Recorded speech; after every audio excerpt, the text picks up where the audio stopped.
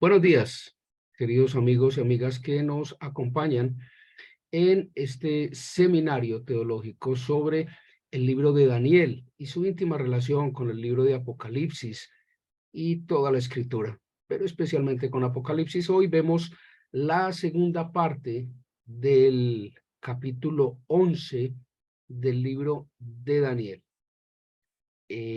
En la primera parte veíamos algunos elementos de tipo histórico, veíamos una serie de elementos que analizábamos punto a punto todo lo que se compactaba a través de ese capítulo 11 y veíamos que uno de los elementos que allí más curiosidad, más interés del lector despertaba era este tema de quién era ese rey del sur y el rey del norte, que lo veíamos allí pues en la palabra, en ese libro 11, en ese capítulo 11 del libro de Daniel.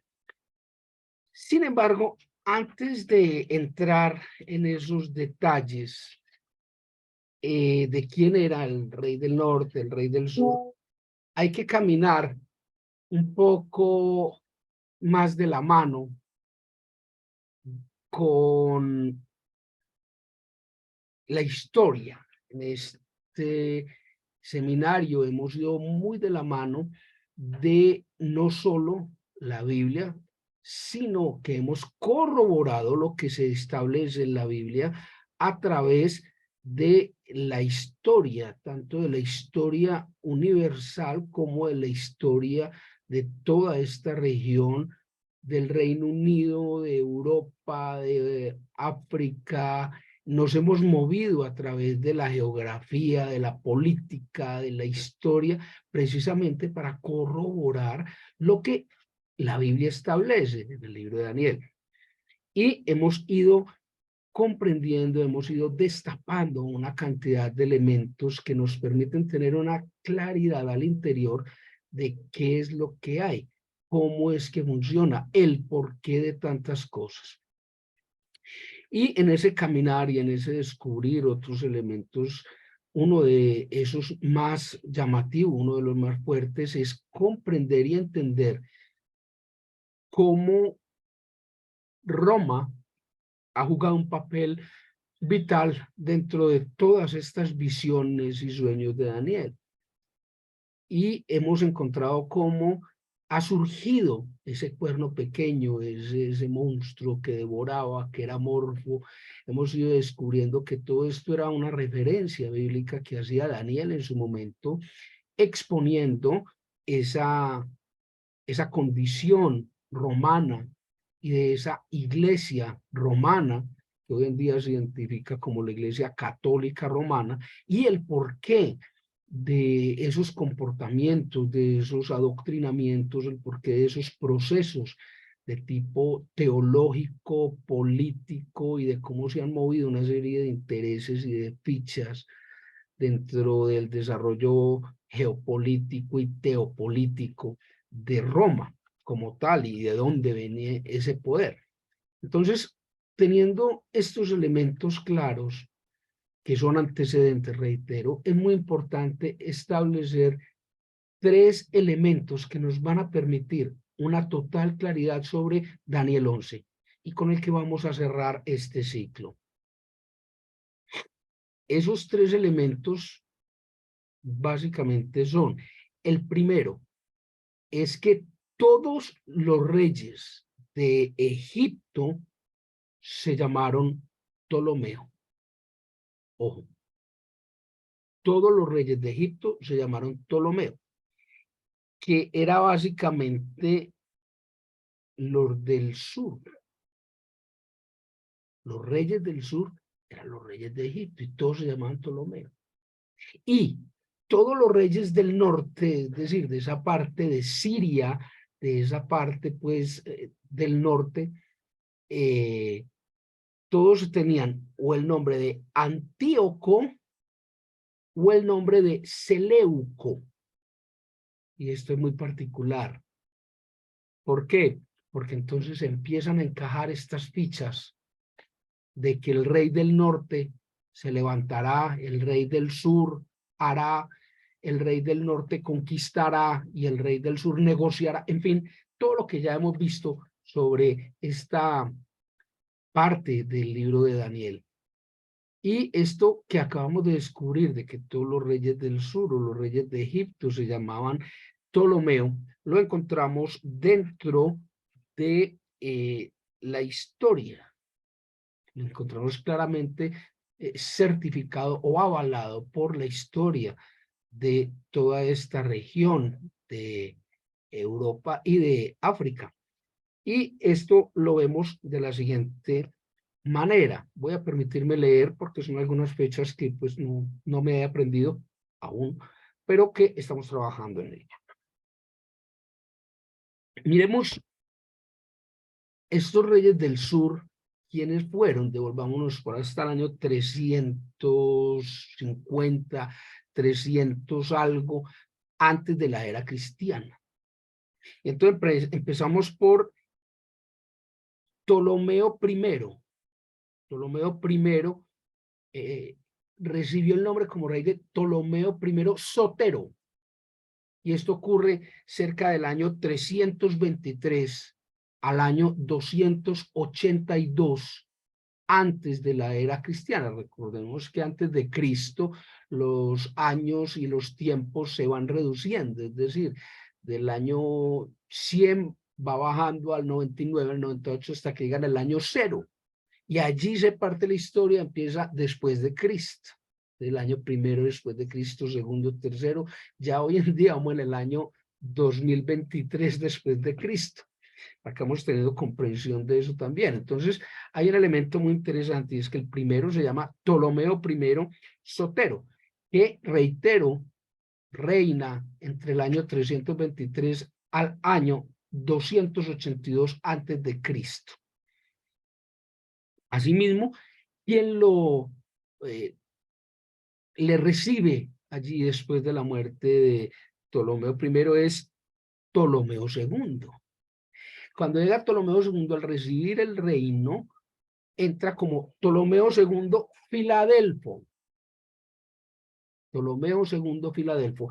Filadelfo gobierna del año 285, hace un traslapo allí con Ptolomeo I Sotero, hasta el año 246, en cuyo año lo procede Ptolomeo III, que al recibir el reinado se llama Ptolomeo III Evérgetes.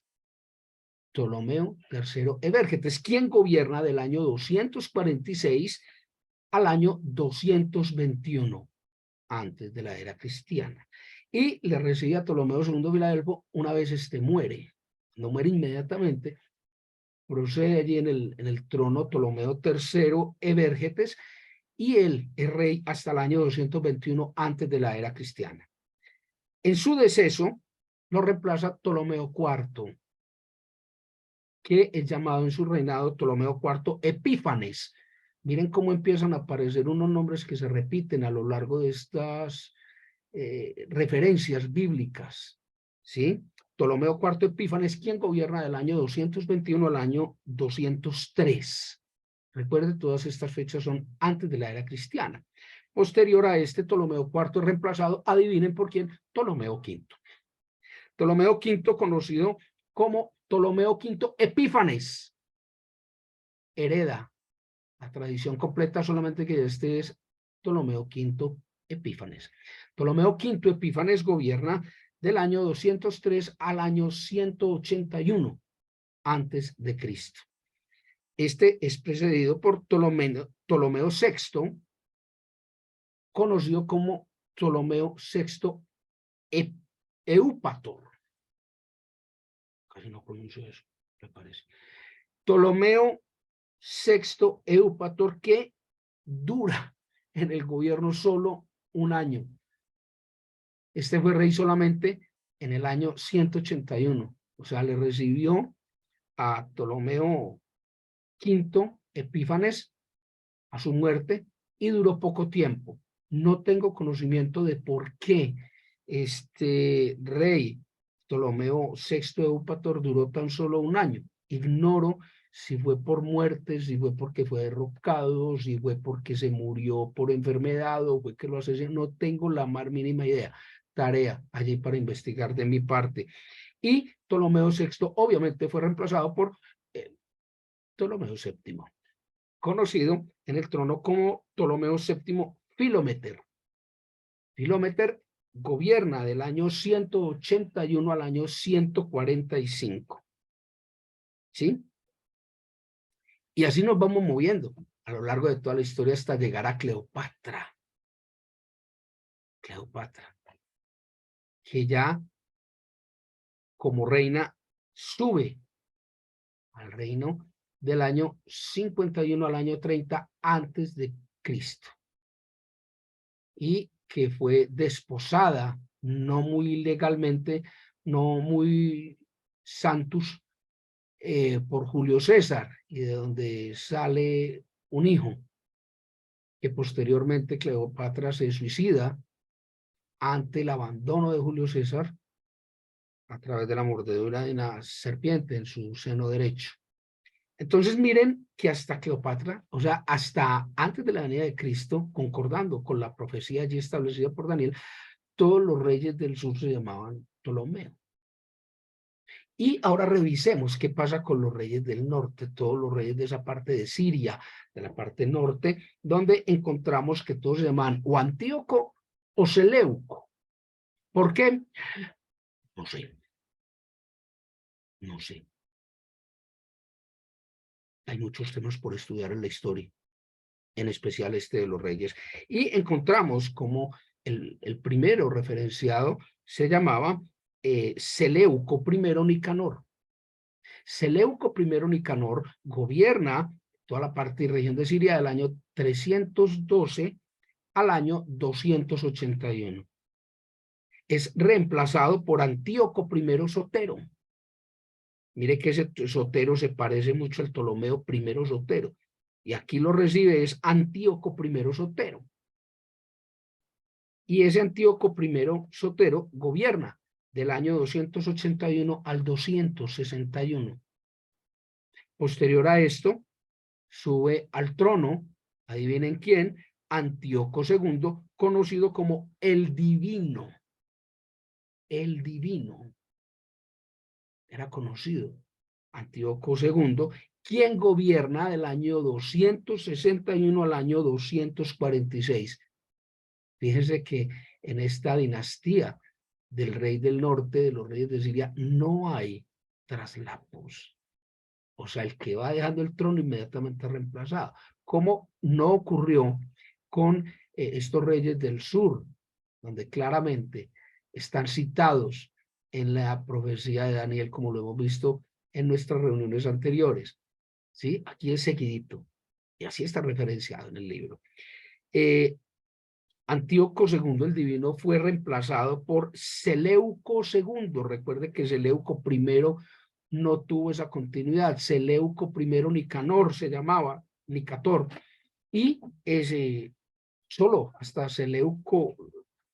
Antíoco II el Divino es reemplazado por Seleuco II.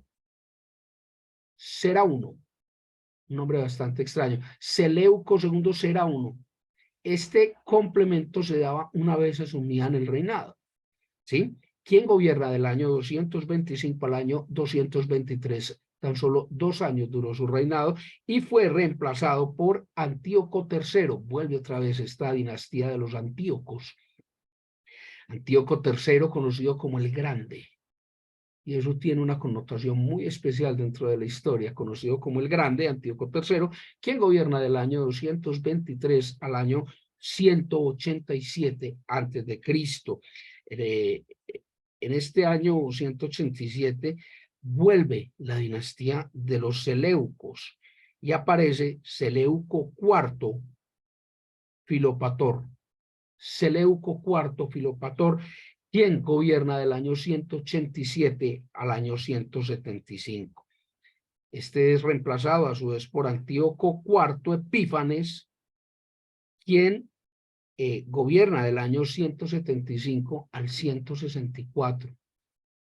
Ojo con este Antíoco IV Epífanes porque vuelve y aparece por allá en el año 27 de la era cristiana. Recuerde que esto fue citado, no aparece el mismo, obviamente, pero sí aparece Antíoco Epífanes. Ojo con eso, que ya lo habíamos visto. Este es reemplazado por Antíoco V Eupator, quien gobierna del 164 al 150. Vamos pues viendo cómo todos estos reyes del norte y del sur vienen con la misma descripción de su nombre. Si era rey del sur, era un Ptolomeo. Si era un rey del norte, era un Seleuco o un Antíoco. ¿Y esto qué tiene? Que la profecía de Daniel siempre hace referencia al rey del norte o al rey del sur. Y esto encaja claramente con el proceso de conquista, de recuperación de terrenos, donde ciertamente Daniel los ve a futuro y empieza a ocurrir una serie de eventos que ya hemos descrito en nuestras otras charlas, donde podemos ver claramente el cumplimiento de esas profecías. Les decían que eran 3 elementos que debíamos recorrer para cerrar con broche de oro este capítulo de Daniel 11. El primero, este comentario adicional sobre los reyes del norte y los reyes del sur, que como bien les manifestaba, pues queda allí claramente establecido. El segundo de los elementos es precisamente el porqué de esa caída, esa prevención que se desarrolla en torno de la Iglesia Católica Romana. Y esto tiene que ver con algo que ocurre en el año 1840 aproximadamente, donde observábamos que esas 70 semanas, esos 490 años se cerraban allí en el año 400 algo de la era cristiana, de la era cristiana. Digamos que allí había un cambio, allí se iba a vulnerar tremendamente la iglesia de Cristo. Y esto tiene una explicación muy clara, y aquí es donde se cierra ese polígono. Y se cierra porque aparece una figura absolutamente desastrosa, y es instaurada, patrocinada y desarrollada, adivinen por quién, nada más y nada menos que por la Iglesia Católica Romana. Aparece la figura de las cruzadas. Y entonces aparecen dentro de estas cruzadas, que son citadas de una manera muy clara y muy abierta en Daniel 11, lo remito allá al versículo 23 y a los siguientes, versículo 24, 25 al 30, empieza a darle fuerza a este elemento de las cruzadas. Y esto empieza a surgir como una manera forzada de la Iglesia Católica imponer su doctrina. Y aquel que no crea, como dice la Iglesia Católica Romana, entonces es asesinado, es torturado, es quemado vivo en aceite, es ahogado, es crucificado, es apedreado y asesinado, o muerto a espada. Esa era la misión de las cruzadas, imponer a la fuerza precisamente la fe. Y un principio que hubo de eso fue Isabel III, Isabel II, en España, cuando en el nombre de Dios envía a conocer las tierras de América. Ese fue el principio cognitivo, ese fue el plan, el autor intelectual de alguna manera de las cruzadas, que años más tarde, en el año 1800, empiezan a cobrar una fuerza mucho más fuerte, mucho más agresiva, y aparecen personajes como el duque Godofredo. El duque Godofredo, el papa Urbano II, que empiezan a hacer una serie de movimientos y de jugadas políticas no muy claras dentro de todo este proceso de las cruzadas. Aparece un personaje que se llama Tancredo a manejar y a manipular estas cruzadas. Estamos hablando por allá del año 1100, 1200, 1300, 1400, acá hasta el año 1400 empieza todo este proceso de conquista, de imponer la fe por mano violenta, por la espada, por la sangre. Y en estas cruzadas, no se llaman cruzadas porque fueron varias legiones, fueron 4 o 5 las cruzadas, y las últimas fueron un total fracaso, fueron un total fiasco. Y aún así, sabiendo que iban a ser un fiasco, la Iglesia Católica Romana las aprueba, las avala. Entonces es para que vamos teniendo allí en cuenta estos nombres que dentro de la cultura general, el duque Godofredo, Tancredo, el Papa Urbano II, empiezan a generar una huella dolorosa dentro de todo este proceso, y empieza a surgir al final de estas una oposición. La gente dice, es que a la fuerza no se puede. Y hay un elemento muy importante: los musulmanes que vivieron en carne propia y conocieron de primera mano todos estos sucesos de las cruzadas, hombre, sencillamente empiezan a generar un rechazo, una resistencia a creerle a esta Iglesia Católica Romana, que imponía la fuerza en nombre de Jesús.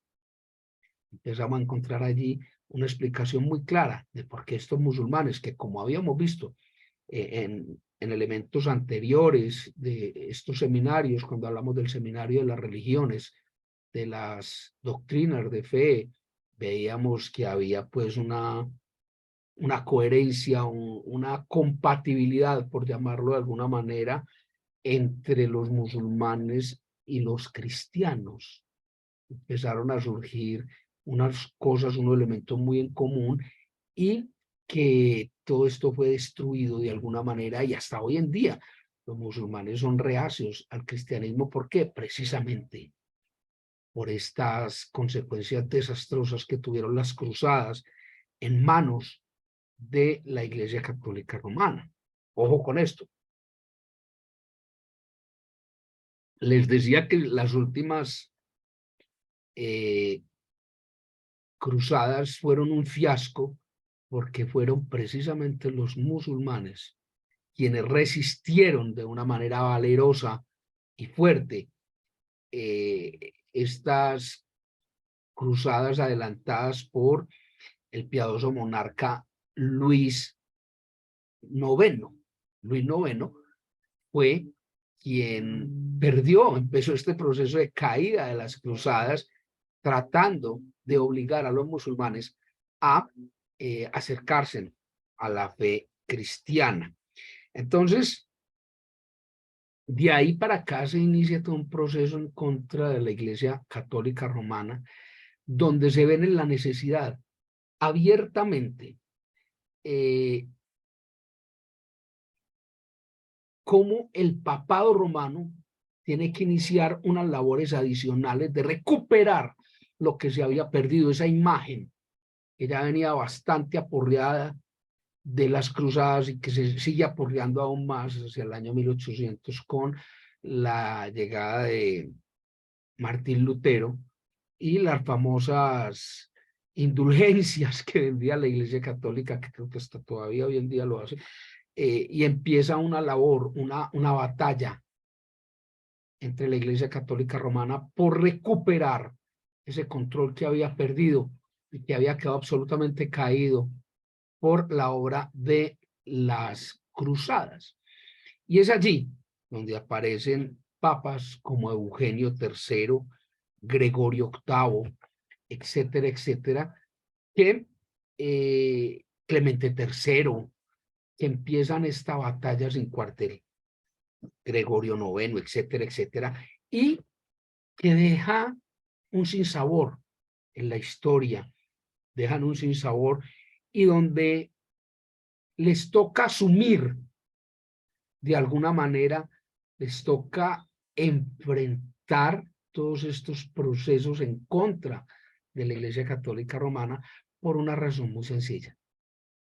Porque los que llama el libro de Daniel en el capítulo 11, los doctos, recuerda que hablamos de eso, dice los doctos, me permito leer versículo 33, los doctos que cayeron bajo la espada y la llama, la cautividad y la expoliación, eran los valerosos miembros del pueblo de Dios, que allí, en ese capítulo 11, no se mencionan abiertamente, pero que la historia referencia muy claramente como los valdenses, los lolardos, los husitas, los luteranos, los anabaptistas, los hugonotes, que prefirieron la horca, la asfixia, el ahogamiento, como les decía ahora, y esto ocurre desde el momento de las cruzadas 1400 hasta 1800. Por eso aparecen allí los luteranos, porque ellos también fueron víctimas de esto, en un momento histórico supremamente complejo con la fiebre bubónica.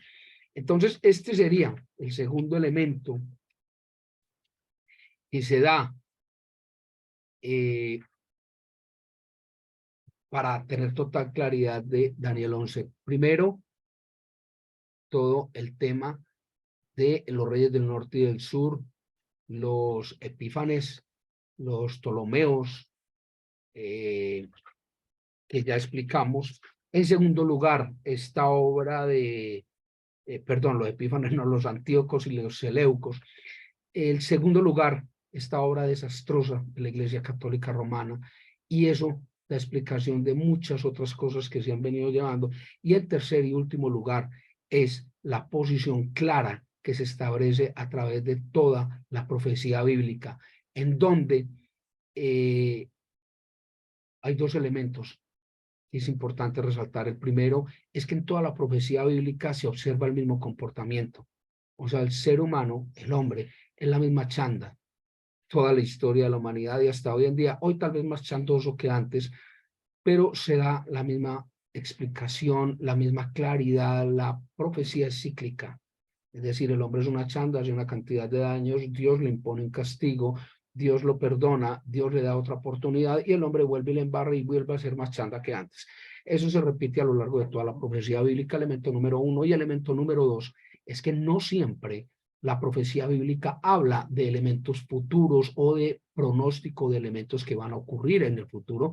Muchas veces esto ocurre para hablar de elementos que ya han pasado. ¿Y por qué ocurriría esto? La respuesta la encontramos allí en Juan 14, 29 y en Juan 13, 19 y 16, 4, donde simplemente se establece que estas profecías os lo he dicho antes de que suceda para que cuando suceda creáis. Entonces, ¿cómo cerramos Daniel 11? Definitivamente, lo cerramos con tres elementos que dan mayor claridad. Primero, la explicación del rey del norte, el rey del sur y cómo todo eso se vino cumpliendo, se cumplió.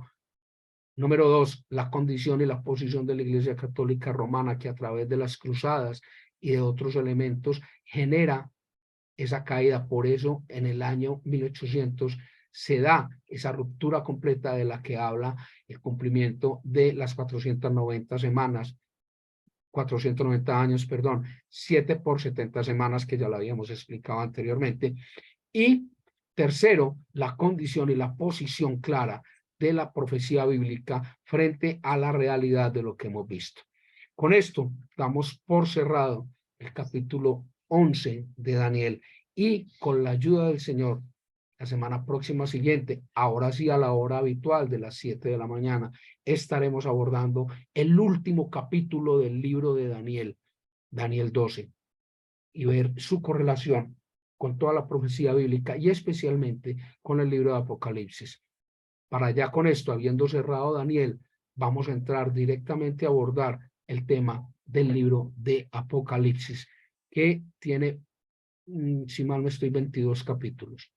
Y allí, ya habiendo entendido, habiendo recibido este alineamiento de información sobre Daniel, vamos a entender con mucha más claridad Apocalipsis y vamos a ver con mucho más detalle y a comprender el tema de la profecía bíblica y vamos a encontrar el objeto final de este seminario, la relación entre Daniel y Apocalipsis. Que el Señor les guarde, que tengan un extraordinario puente festivo.